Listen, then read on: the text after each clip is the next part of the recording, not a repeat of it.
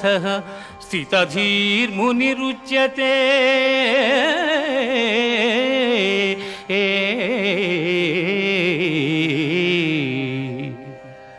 దుఃఖములు కలిగినప్పుడు దిగులు చెందని వాడును, సుఖములు కలిగినప్పుడు స్పృహ లేనివాడును, రాగము భయము క్రోధము పోయినవాడును స్థితప్రజ్ఞుడని చెప్పబడును.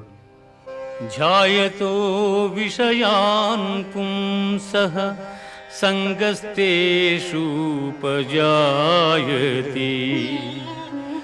సంగాత్ సంజాయతే కామః కామాత్ క్రోధోభిజాయతే. క్రోధాద్భవతి సమ్మోహః సమ్మోహాత్ స్మృతివిభ్రమః స్మృతిభ్రంశాత్ బుద్ధినాశో బుద్ధినాశ